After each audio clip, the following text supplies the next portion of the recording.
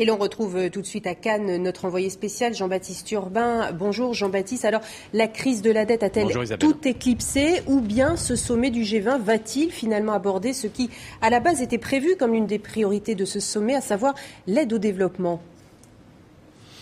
Oui, depuis des mois que la présidence française préparait minutieusement les dossiers abordés par ce G20. Il y avait, pour la première fois d'ailleurs, parmi les 6 thèmes à travailler, il y avait ce dossier de l'aide au développement avec par exemple cette priorité très concrète de la production agricole. Comment nourrir le monde avec, on s'en souvient, il y a 2 ans, les émeutes de la faim et encore cette année, la famine de la Corne de l'Afrique. Alors c'est vrai, cette préoccupation de l'aide au développement a été en partie éclipsée. D'ailleurs, c'est ce que regrettent les organisations non gouvernementales qui sont également présentes ici à Cannes. Elles disent que la crise de la zone euro et l'aide de la pauvreté, eh bien tout cela est lié. Alors malgré tout, il y a un homme qui sait se faire entendre, un homme qui attire les caméras, qui a parlé des femmes et des enfants qui meurent en Afrique. Cet homme, ce n'est pas le dirigeant d'un pays, cet homme, c'est le fondateur de Microsoft. Bill Gates, désormais milliardaire américain et philanthrope. Et Nicolas Sarkozy lui avait commandé un rapport sur la taxation des transactions financières et sur également les financements innovants, notamment pour les pays les plus pauvres. Eh bien, Bill Gates l'a présenté hier, défendant, lui, bec et ongle, l'aide au développement. Écoutez-le. Mon rapport porte sur les choses qui peuvent être réalisées grâce à l'aide, l'innovation, tout en prenant en compte les responsabilités pour tout type de pays.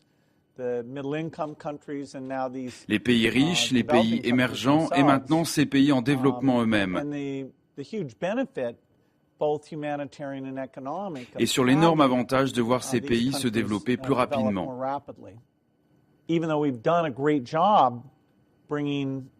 Même si nous avons fait un bon travail en faisant évoluer ces pays à revenus intermédiaires de façon à ce qu'ils soient des acteurs importants, il y a beaucoup d'endroits, le Pakistan, de grandes parties de l'Afrique, le Bangladesh, qui ont de fortes populations, qui ne sont pas encore pleinement capables de réduire la pauvreté et de contribuer à l'économie mondiale.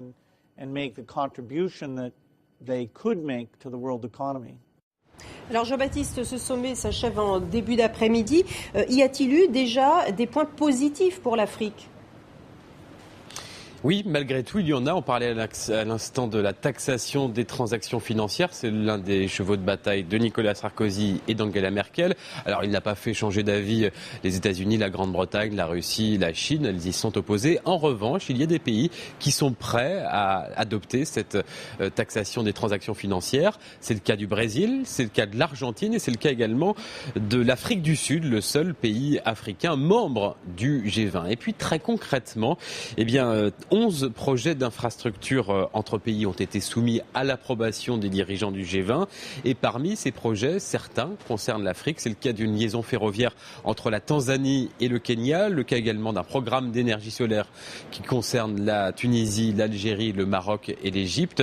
Il y a également une centrale hydroélectrique en République démocratique du Congo. Et puis enfin, des nouveaux réseaux électriques pour un certain nombre de pays africains, notamment la Côte d'Ivoire. Alors tous ces projets seraient financés à la fois par des fonds publics et par des fonds privés. Rien n'est acté pour le moment, mais vous le voyez, malgré le tangage de la zone euro, eh bien l'Afrique, ici à Cannes, n'est pas totalement oubliée.